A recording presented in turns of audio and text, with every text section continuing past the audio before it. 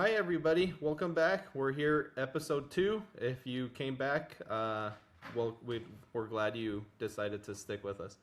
So, last episode, we spoke with Marissa Abram about the importance of growing intentionally. On today's episode, we're going to talk to my friend Bill Cassell.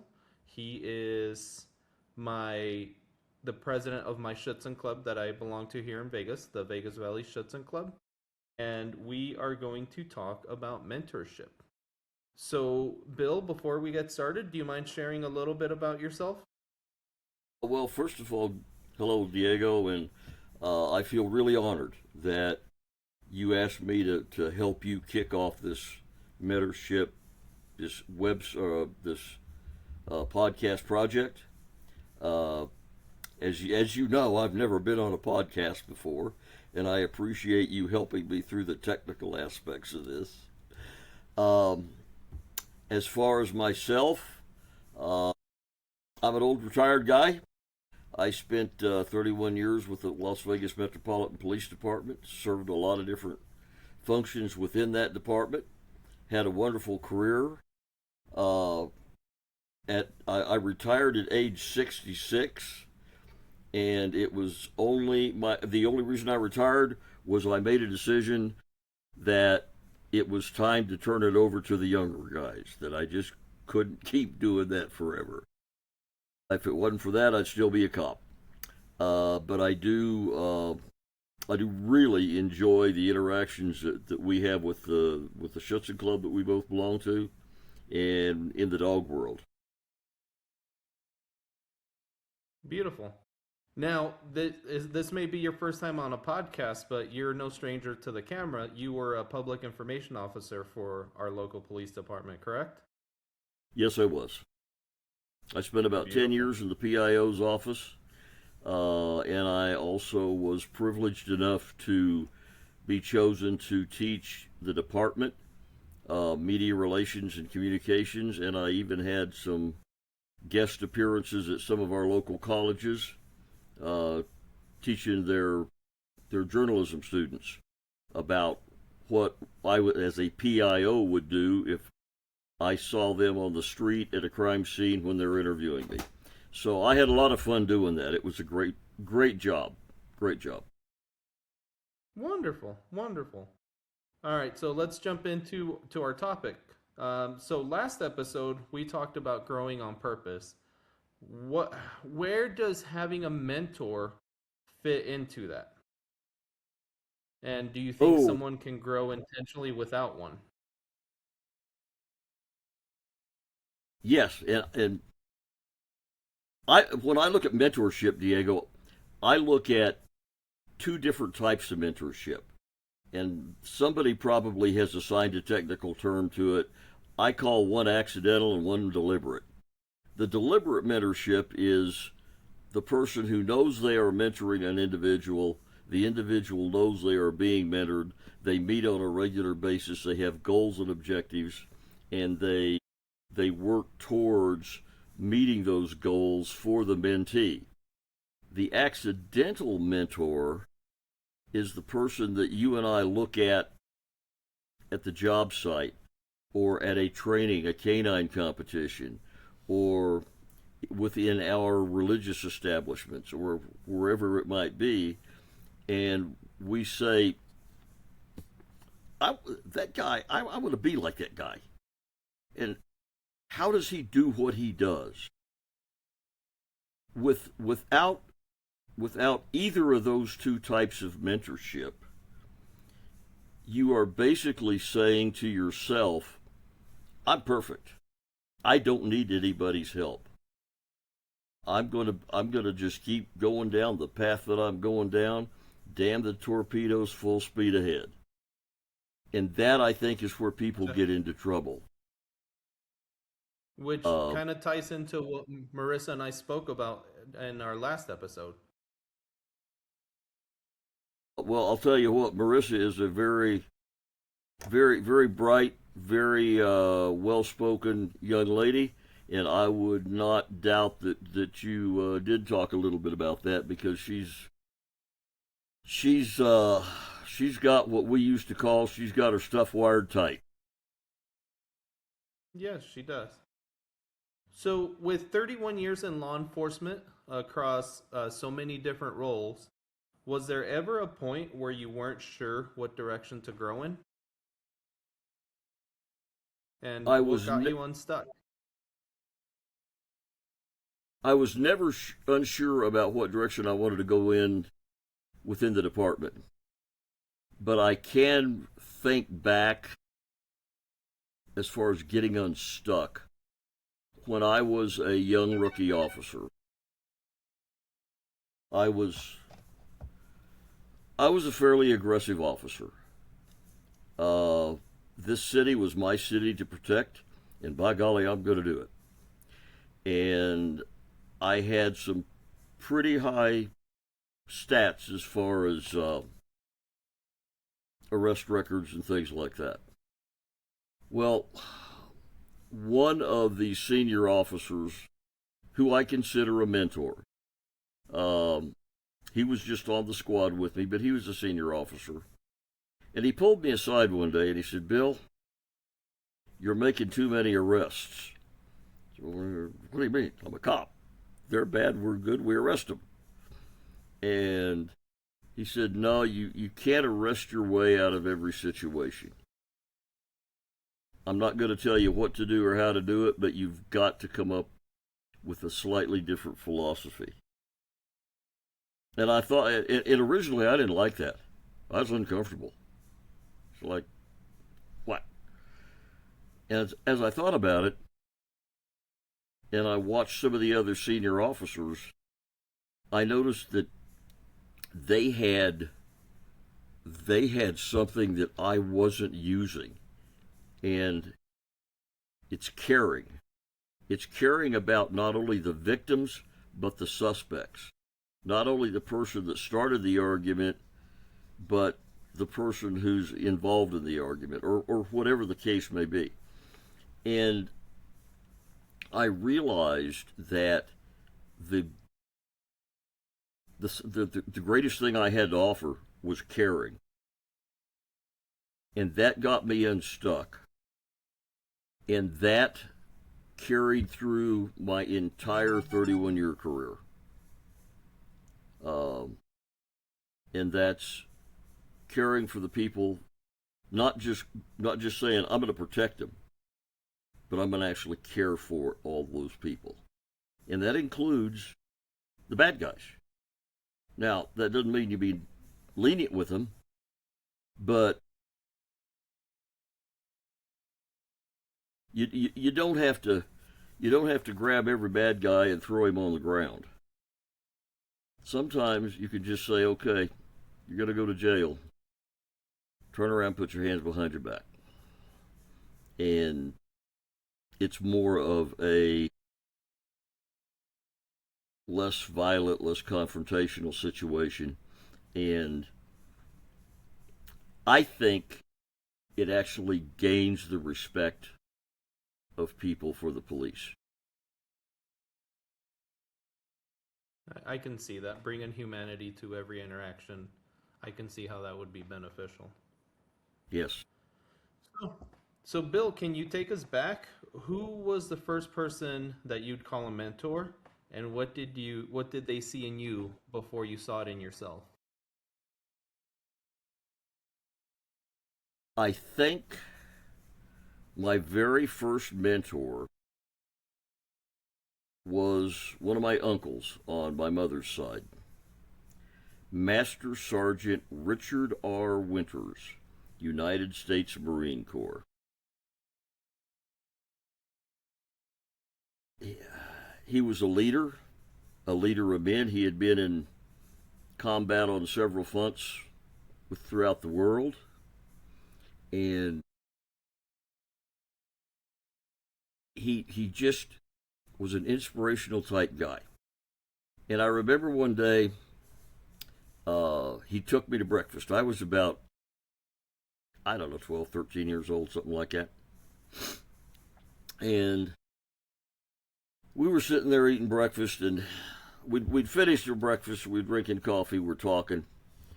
And Uncle Dick smoked. He pulled out a pack of cigarettes, took a cigarette, and handed me the pack.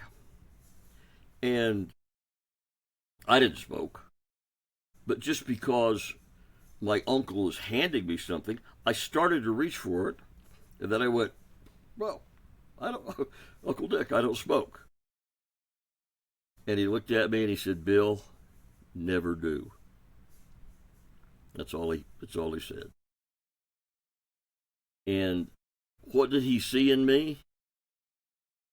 I think he saw a little spark of a potential leader like he was, and he kind of he kind of cultivated that, not by sitting me down and talking to me, but by just interacting with me and being a leader in the family. And I'm going to say he was my very, very first mentor. Uncle Dick, huh? Was there a mentor who challenged you in a way that you felt uncomfortable at the time, but then it paid off later on? Yeah, that senior officer that pulled me aside and said, "Bill, you got to stop arresting your way out of every call you go to." That was very uncomfortable, but it paid massive dividends throughout my entire career as a police officer and as a mentor for other people because I was able to pass that on to other folks. Okay, good. Yeah, and I've seen that firsthand. Did the kind of mentorship that you needed changed as you moved between roles? Because you did patrol, you did canine. I believe you had one or two dogs. You were in search and rescue for two different stints. You were in PIO, as we discussed. I believe at one point you were in policy work. Um, I think you even were a SWAT medic. Um, were there different mentors, or were you able to have like a singular mentor along the whole way? I had many, many mentors as far as the skills. As you might imagine, the skills that allowed me to function as a successful search and rescue operator, where also I was a SWAT medic, uh, those skills were vastly different than the skills I needed to be a public information officer or to be a patrol officer or to be a legal affairs officer. And all of those skills I had to be taught when I went in, and it was the senior people on the team that would teach me. But I'm going to go back to the underlying thing that kind of motivated me to do all of those jobs well, and that's caring for people. That once I realized that was necessary, and once that mentor kind of pried that out of me, I realized number one, that's a skill God gave me, and number two, it probably was the most important thing that I've got is caring for other people, and that helped me when I was doing all of those other jobs.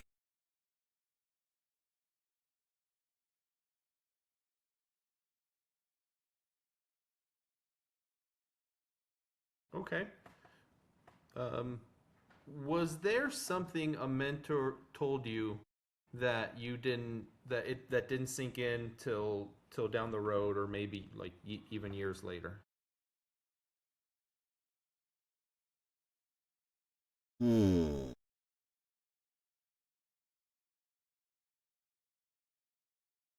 Diego, I can't really think of anything right off the bat. Uh,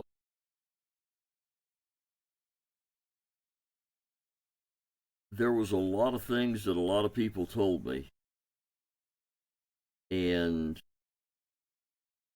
I think I pretty much used each piece of information as I got it. I don't think there was ever a delay involved. Okay, good. That's a skill many of us do not possess. Some people, like myself included, it takes many failed attempts before I get things right. Now, in search and rescue, mistakes can cost lives. How did mentorship shape how you trained and made decisions in the field? It definitely, definitely impacted the way I trained. Understanding the the gravity of what we did, and you stated it exactly. Mistakes cost lives. When you're doing high angle technical rope rescue, there's no timeout. I always used to say there's no timeout, no second chance, no one left to call. It's up to us. And listening to the senior guys, listening to the people, I had a great sergeant and I had a great lieutenant that both of them were true mentors to me. The lieutenant actually, go back 20 years, when I was signing up to be a cop, he actually encouraged me greatly to be a police officer.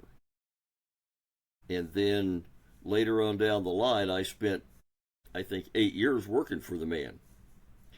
Uh, and yes, their mentoring had an impact on not only the way I did the technical end of my job, but the way I looked at situations that we were going into, assessed them, determined just exactly how we were going to perform this rescue. How are we going to get in to this ledge that's 3 foot wide and a foot and a half thick, that's got a guy standing on it, holding onto a bush to keep from falling 400 feet.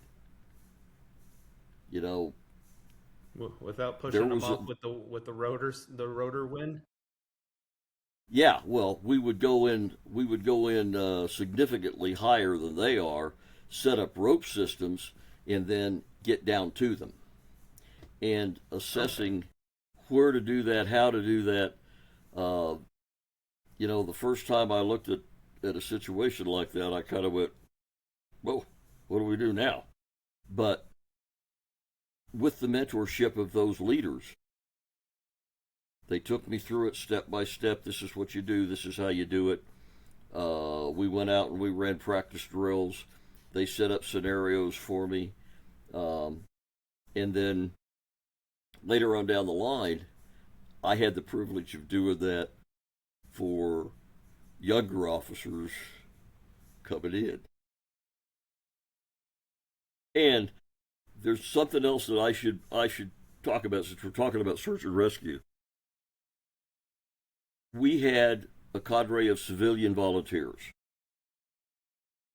some of the best in the best in the world, anywhere from 18 to 25 of them, that on a moment's notice, the pager would go off, they would drop what they're doing, leave friends, family, Christmas dinners, movies, birthday parties, whatever, and roll to that rescue so that we could go out and save a life or save several lives.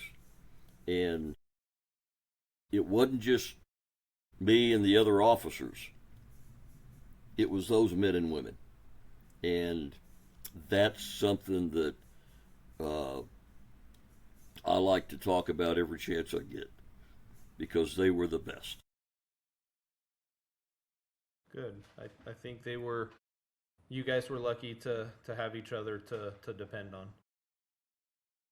So let's shift gears over to the canine side. So as a canine handler, you were essentially mentoring an animal as well. Did that experience change how you think about mentoring people?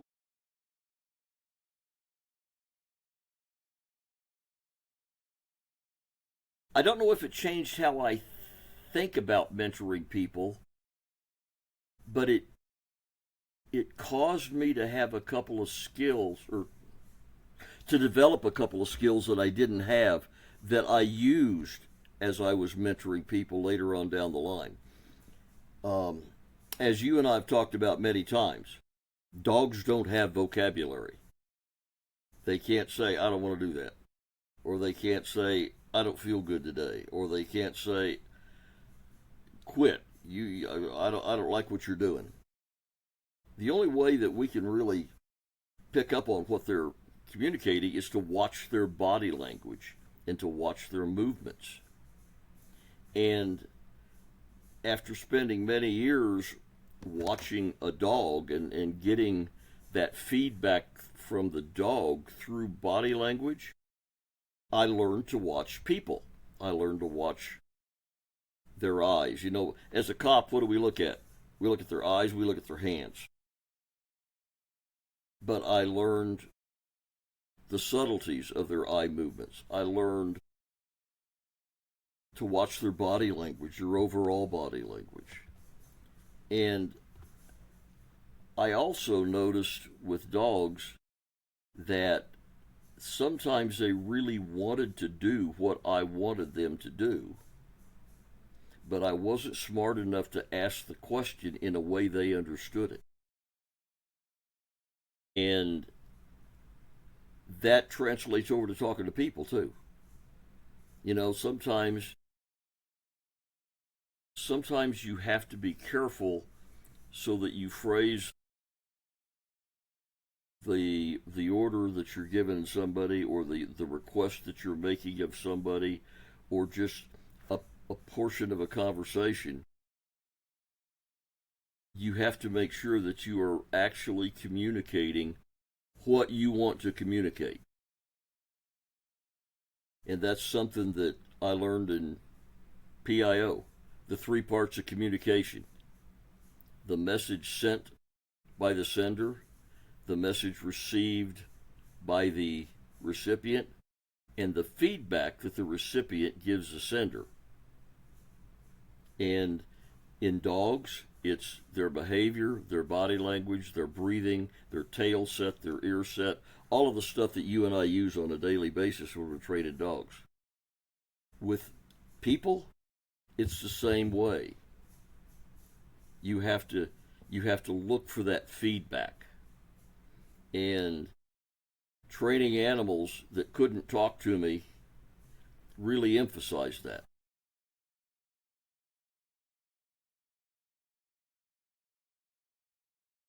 Okay, good. Um, yeah, I could see how learning to watch your dog can translate into learning to watch people. When I was early on in my career, I went to search a hotel for bed bugs, and it was a hotel where the doors face out, and I took my dog up to the door and I told her to go search, and she went down the hall, and I looked like a moron just chasing this dog up and down the halls. But as I went back and replayed it, I'm like, that dog was looking down the hall. That dog wasn't looking in the room. So that's when I started to get the hint. Hey, maybe what the dogs are doing are going to tell us a lot of what they're thinking as well. Yeah, So let's move definitely. over. When you were writing policy to reduce liability for the department, was that a solo skill, or was that something that somebody had to teach you? Um, and who taught you to think that way? Actually, I think I kind of came equipped that way. Uh, and I think that's why I did some of the stuff that I did. I was chosen to do things because I had that that attitude. I had that predetermined concept that when you look at something, you don't look at the glass as being half full. You look at the glass as potentially being half empty, and how do I keep it from getting spilled? And that's just something that comes natural to me in my daily activities, in my dog training, in my police work. It was always, okay, we're going to do something. What could go wrong? And if it goes wrong, what could the consequences be? And how do I prevent those things from happening? Yeah.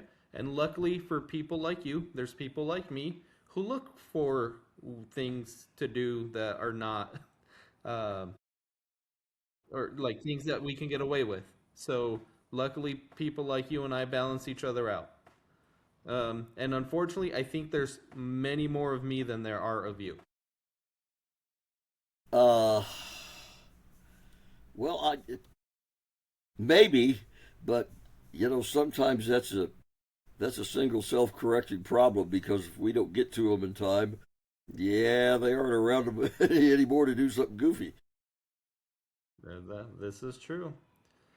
So, as a public information officer, you had to represent the department under pressure. Did someone prepare you for that, or did you learn it the hard way?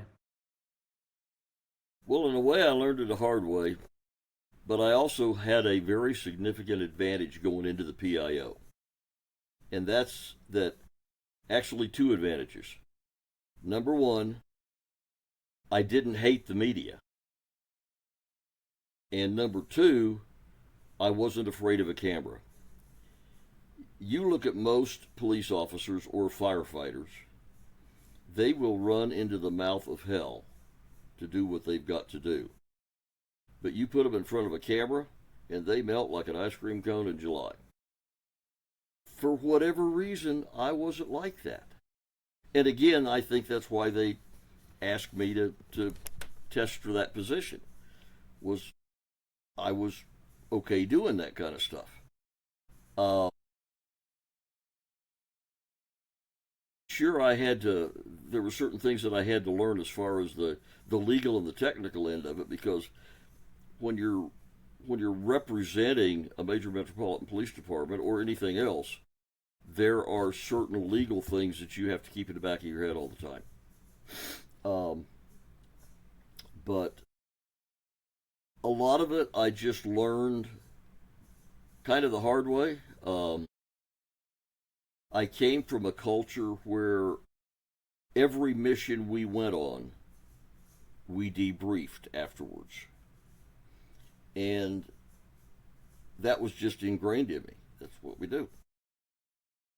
For the first probably 10 times that I was operating independently as a PIO, on scene in front of the cameras, talking about an incident that had occurred, when it was all over, I'd gather up 3 or 4 of the reporters and say, okay, what could I have done differently? Did I set up the media staging area where you wanted it? Did I give you adequate access to hydration in bathrooms? Did I give you all the information you wanted? Well, of course I didn't, because they always want more information than I'm going to give them.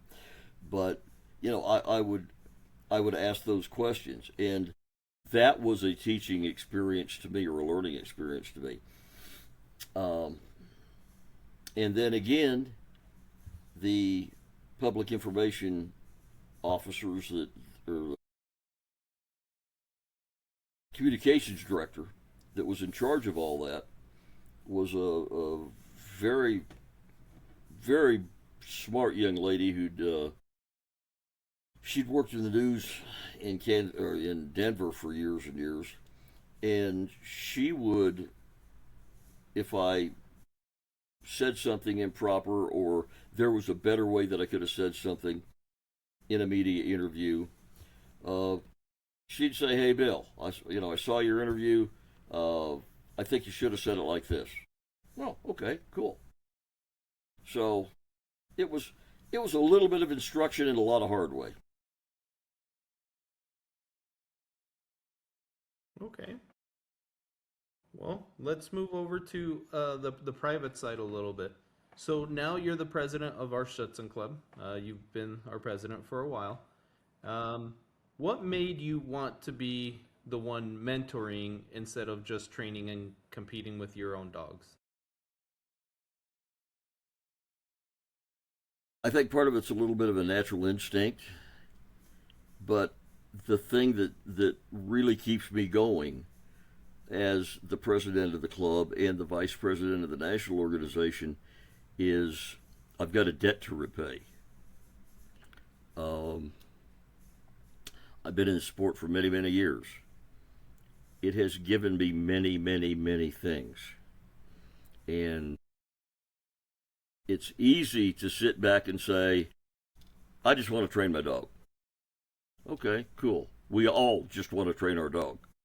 But if somebody doesn't do the bookwork, if somebody doesn't collect the dues, if somebody doesn't talk to Germany about, our membership, if somebody doesn't go through, well, right now I'm involved with rewriting some of the bylaws for the national organization. If somebody doesn't do that, eventually that organization goes away. Eventually, all those people that say, I just want to train my dog, yeah, they don't have any place to train their dog.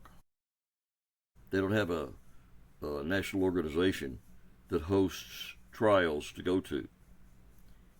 And when I started in this sport, Diego, I had a dog, had a German Shepherd, I had a collar, I had a leash, and I had a pretty good idea which end the food went in and which end it came out. Past that, I didn't know Sikkim from Khmer. And the club that I started with, it was called the Las Vegas Schutzhund Club at that time. There were 5 guys in there, and they took me under their wings. They taught me how to train. They taught me how to decoy.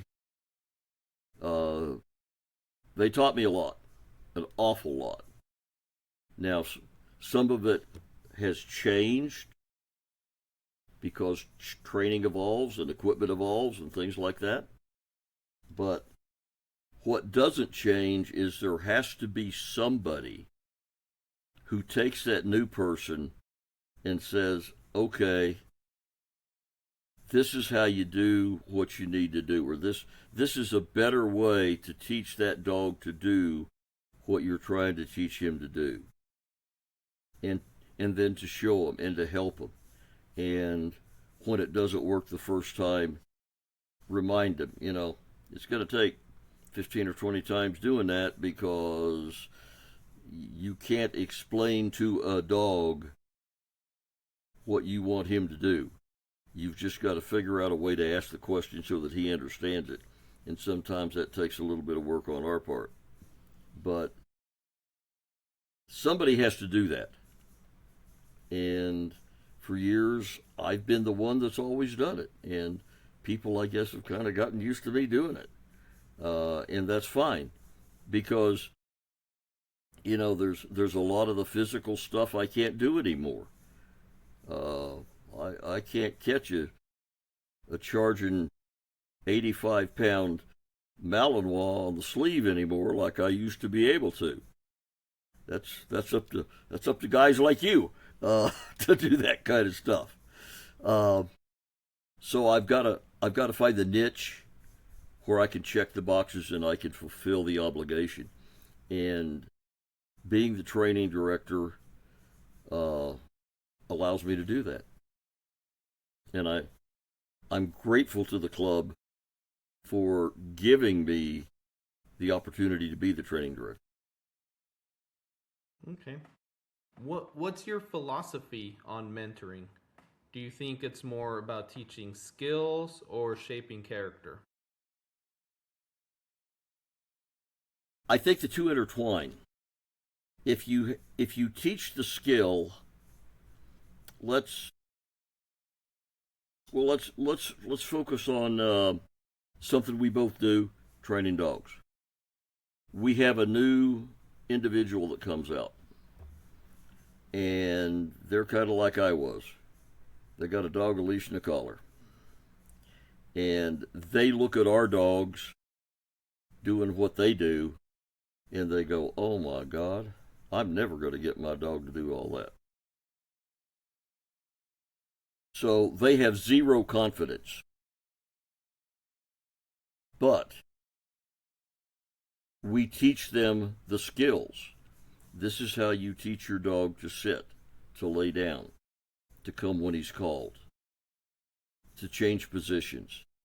This is how you teach your dog to pick up a dumbbell and bring it to you, or climb over a scaling wall, or whatever the case may be. Now, when we give them those skills, we give them confidence. And what do you have when you have increased confidence? You have increased character in the individual because they're no longer defensive, they're no longer doubting themselves, they are proud of their accomplishments, and it just infuses in that person like an energy that somehow carries into their character and makes them just a little bit of a better person. And I've seen that time and time and time again. I think we got to see that example today. We have a member of our club, Julie Pyle, who handled some of my dogs today, and there was growth, confidence, and skill that a couple of years ago would not have been the case. So I really enjoy moments like today where you get to like step back and observe where somebody is compared to where they were because of the things we have in place. Do you feel Yes, the same way? Yeah, absolutely, that was really neat for me today. absolutely. When I look at, well, actually, when I look at especially Tanya, uh, Tanya is just a marvelous trainer, and I believe I had a little bit of a part in teaching her to do that. When you came to the club, you were a good trainer. Today, you're better than a good trainer. And I know that you've done a whole lot with a whole lot of other people, but I think that a little bit of that came from the club.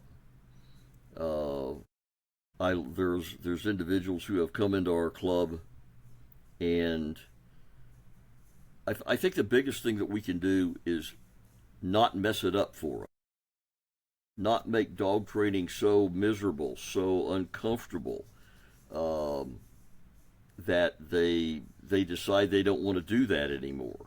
You know, not they make a mistake instead of saying, "Hey, dummy, you really screwed that up. That's BS. You don't want to do that."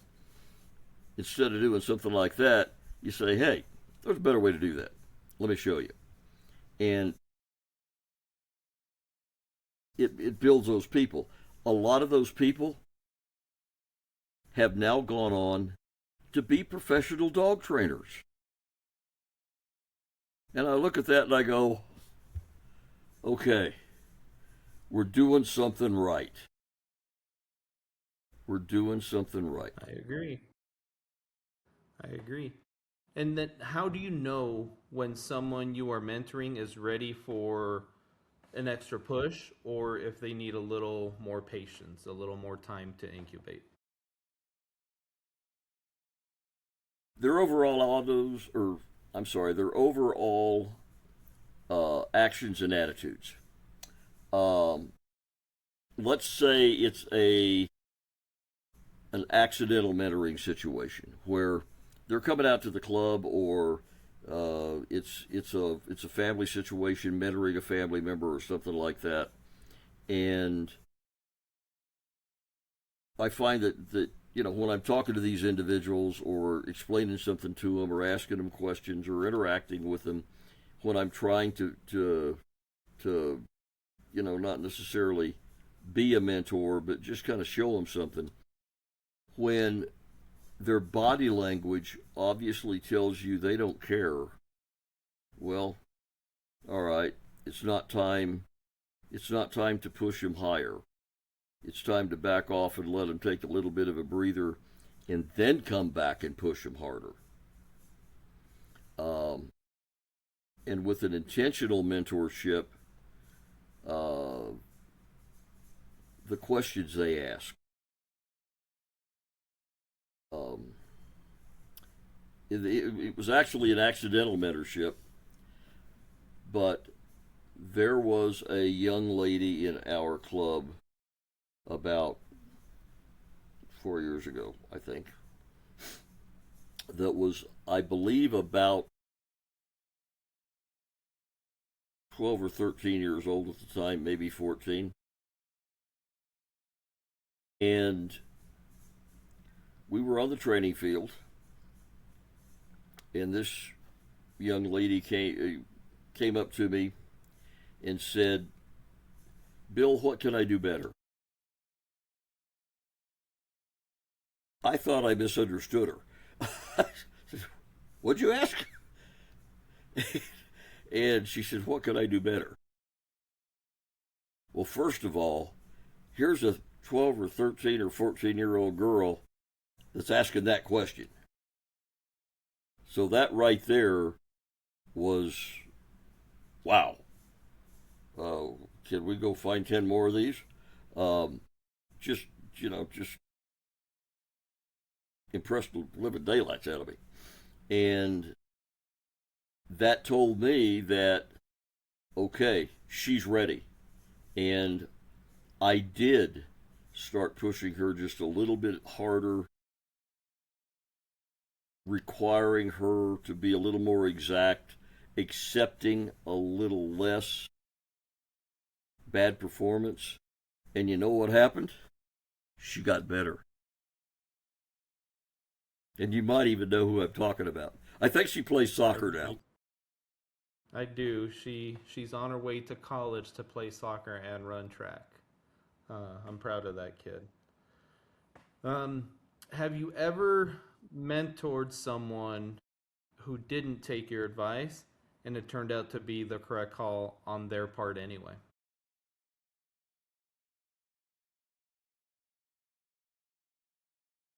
The only one I can think of,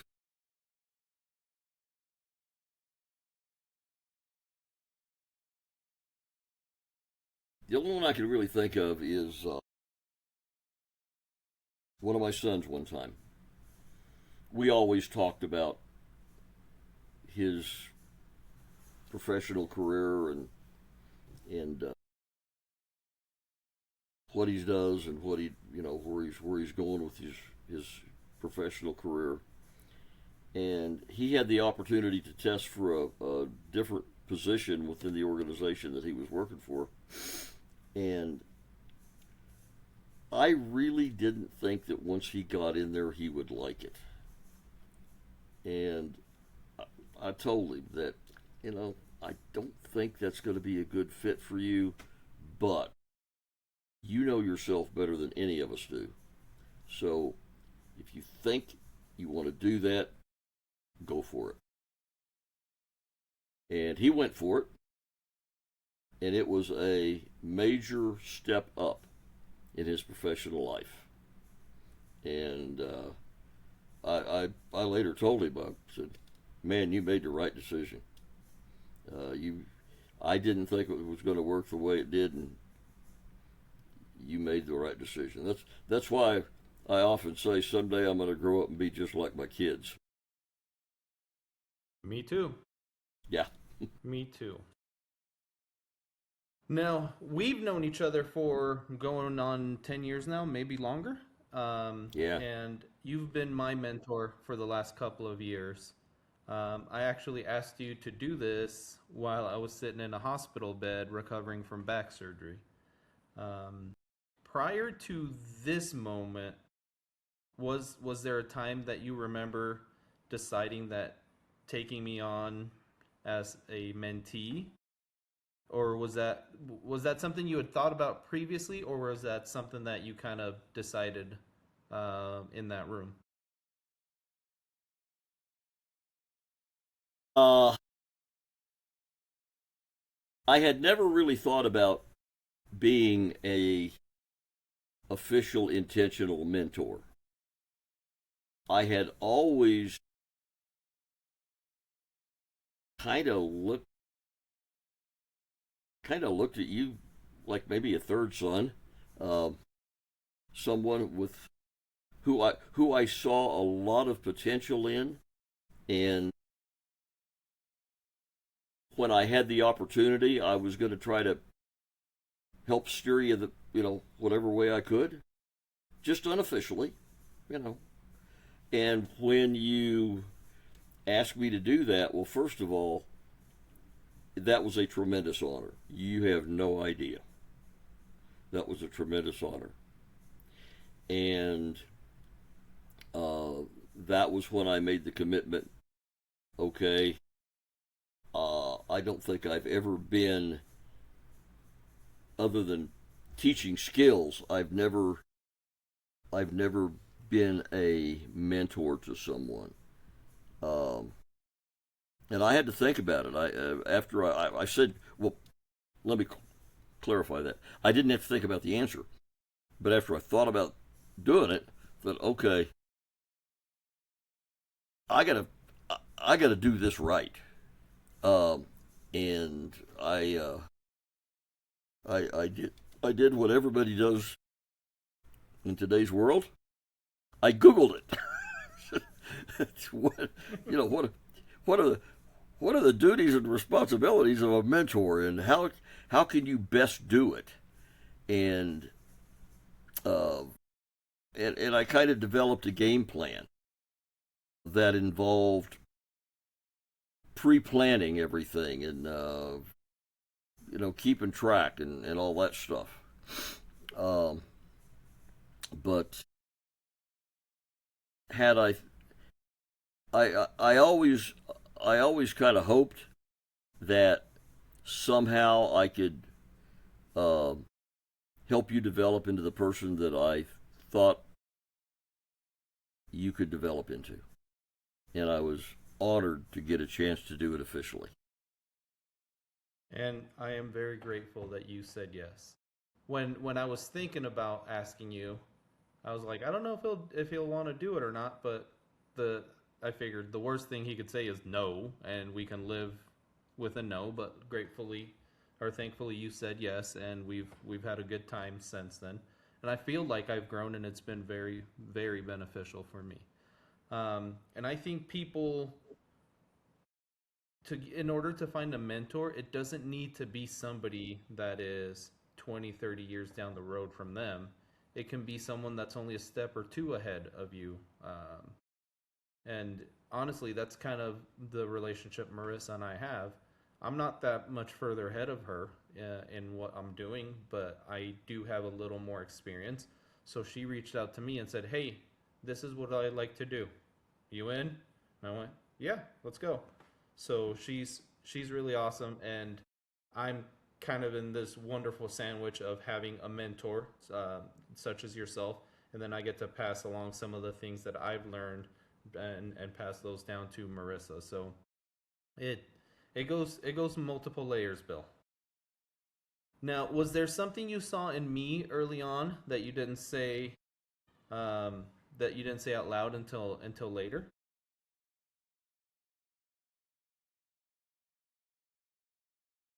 I saw that you were very smart, that you were very logical, and that you got a hell of a memory. Um, and I don't think that I've ever specifically said that to you. I also saw a very solid character, and that you and I have talked about. Uh, your character, your caring, your drive for your family, your drive to do the best job that you can. That I think you came with that chip installed. Uh, but as far as something that I saw that we haven't talked about, I don't really think so, Diego. Okay. Is there anything that you would like to tell me now on the record that you haven't said before? Yeah. Um, you're growing exponentially in both your professional career and, I believe, your personal life. You're because you have a great relationship, or from everything I can tell, a great relationship with your family. Things are going really well for you. Always remember where you came from. When you're climbing up that mountain of life, if you're going to pass somebody, pass them. But don't step on them while you're passing them.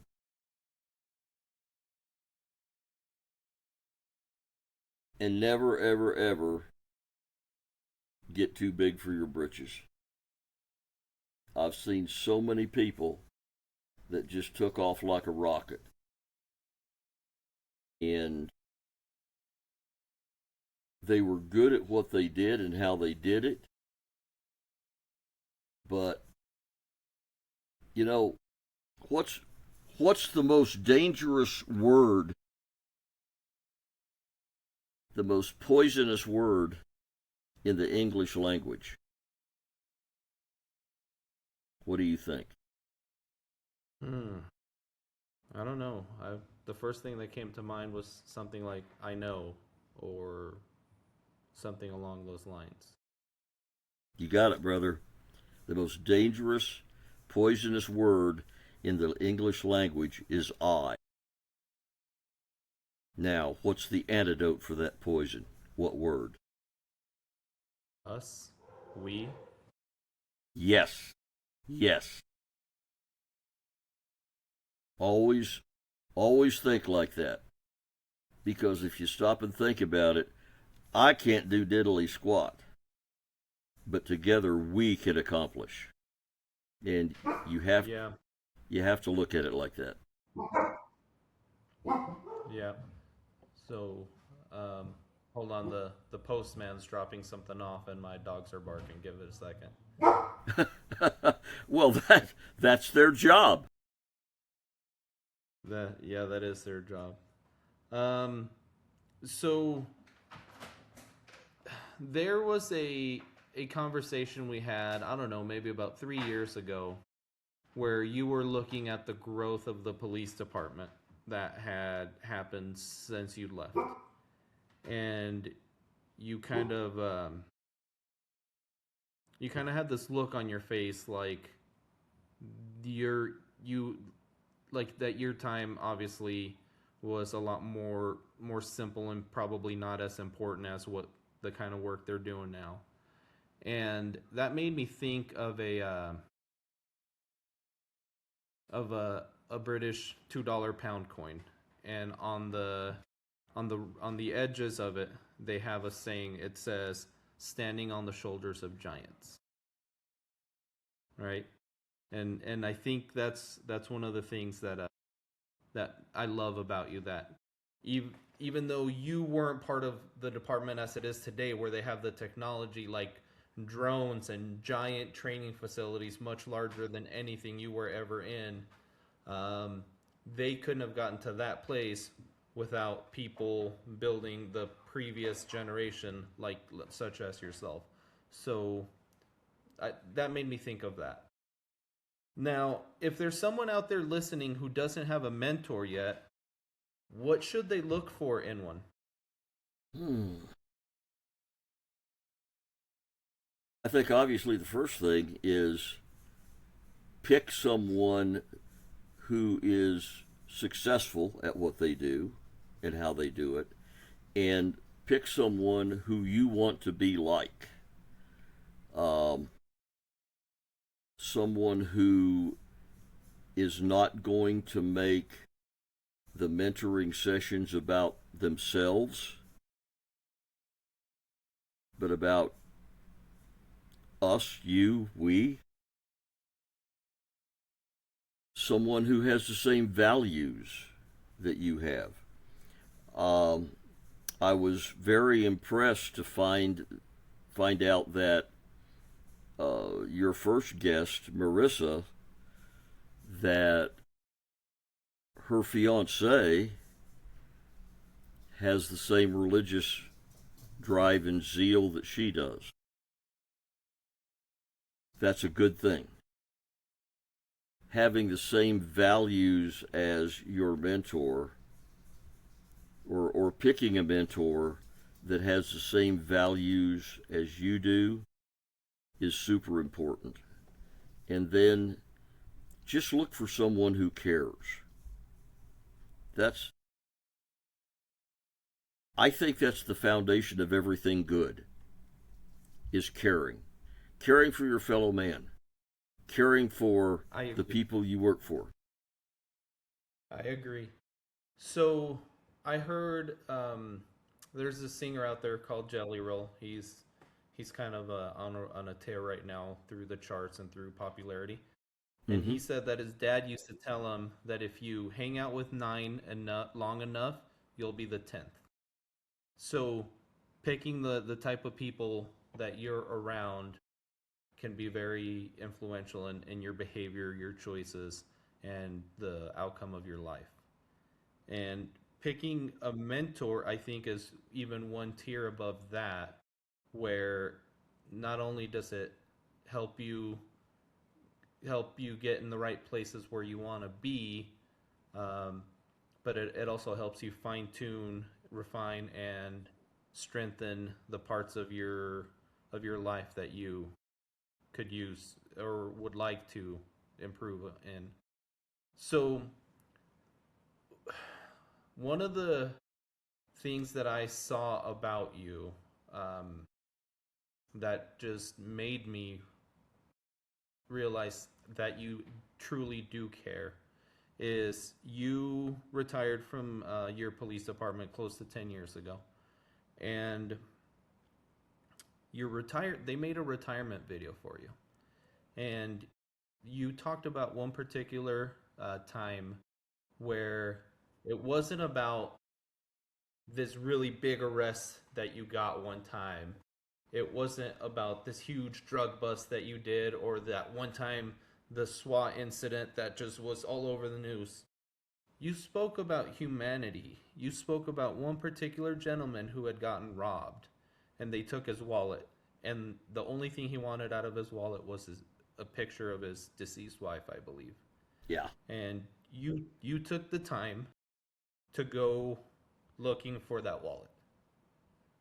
And you found it. All the money was gone, but I believe that picture was still there. Yes, it was. And that you went and had some delicious food with that gentleman, if I believe it, and spent some time with him.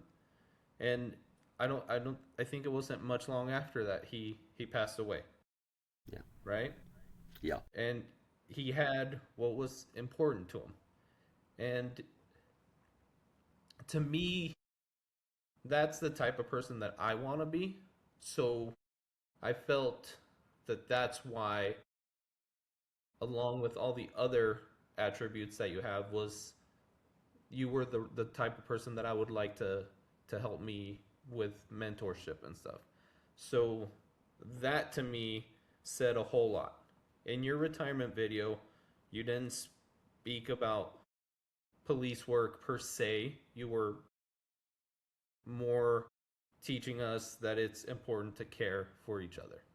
So that's my goal, is to one day be more like Bill Cassell. So thank you. Well, you're welcome. And I'm glad when I made that video, they asked me to said, what's the most memorable thing in 31 years? And that's what came up. And I'm glad that it made an impression on you, because if it did, that means it made an impression on a lot of other people. So maybe we did some good there. I think you did.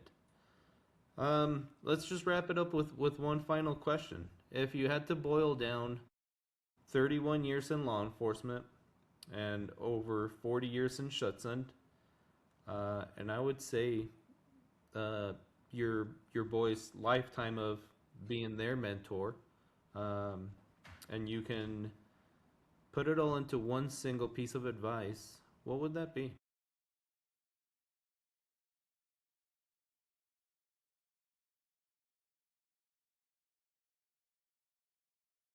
Don't be afraid to speak the truth. Don't be afraid to have that tough conversation with someone you care about. And care enough to have that conversation.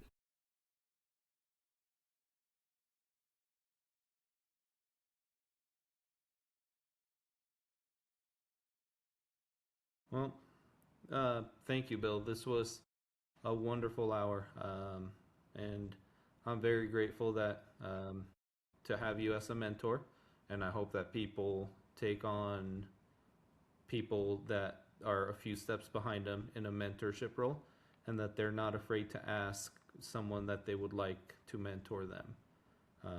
And I think that's a huge part of growing. So we'll end it here unless you have any final words.